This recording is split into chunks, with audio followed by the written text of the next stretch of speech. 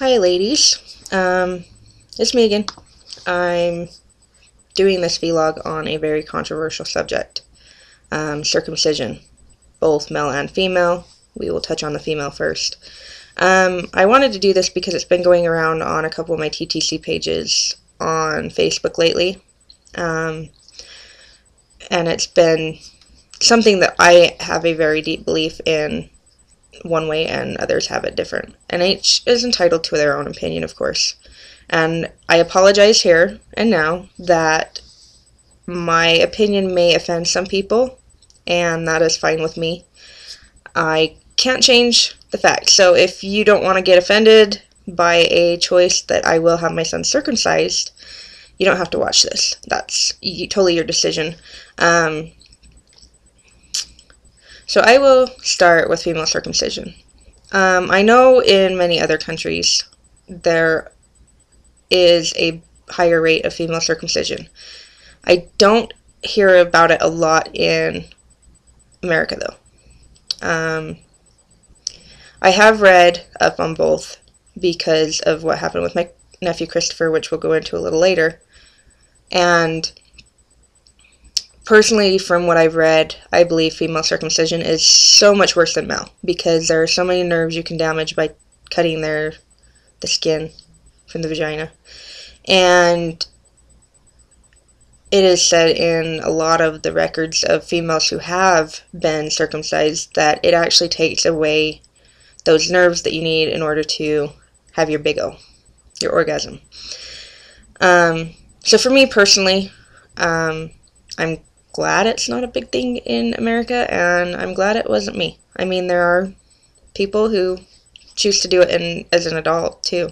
I've seen a video of a young woman that decided to basically have that done. Not the complete circumcision, but something similar to it. And my take on this, as far as parents go, and their decision to make the decision for their child, whether it be female or male, although, like I said, most people that I know do not circumcise their girls. The parental decision is their decision, plain and simple. A parent is given the right, at least in America that I know of, I believe it's similar for other countries, they do not take away your choice to choose a plan or an option for a child.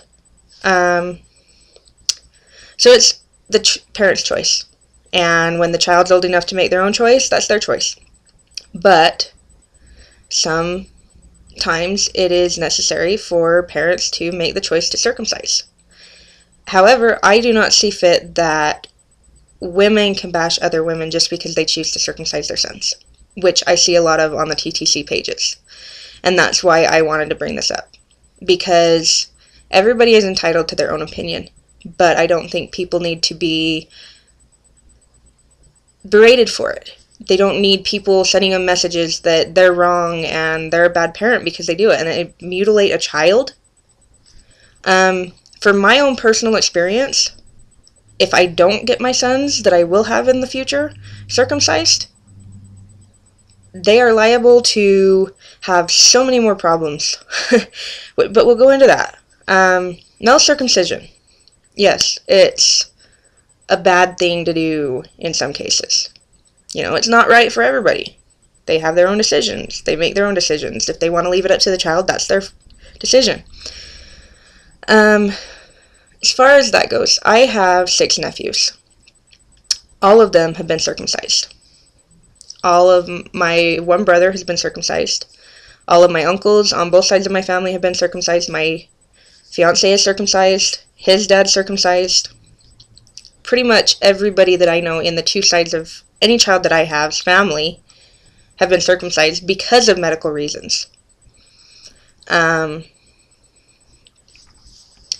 example, my nephew Christopher, which I mentioned earlier in the video, when he was born in 2000, they decided not to circumcise him.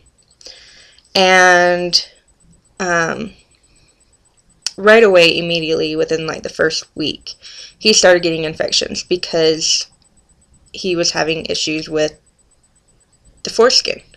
And it wasn't because we weren't cleaning it. We were cleaning it. My mom had dealt with her nephews, because my mom's nephews, some of them aren't circumcised, and she had dealt with having to clean them after speaking to a doctor about how to do it. And therefore, when Christopher, they were living with us when he was born, when he was born and had the infections, we finally took him into the doctor at like 1 month, 2 months, and the doctor that we took him to flat out told us, there is a membrane, and I know some of the ladies on TTC have mentioned this, there's a membrane that holds the foreskin to the head of the penis. Excuse me. However, interesting research into family history, on my own side of the family, none of the males in my family have this membrane on their penis.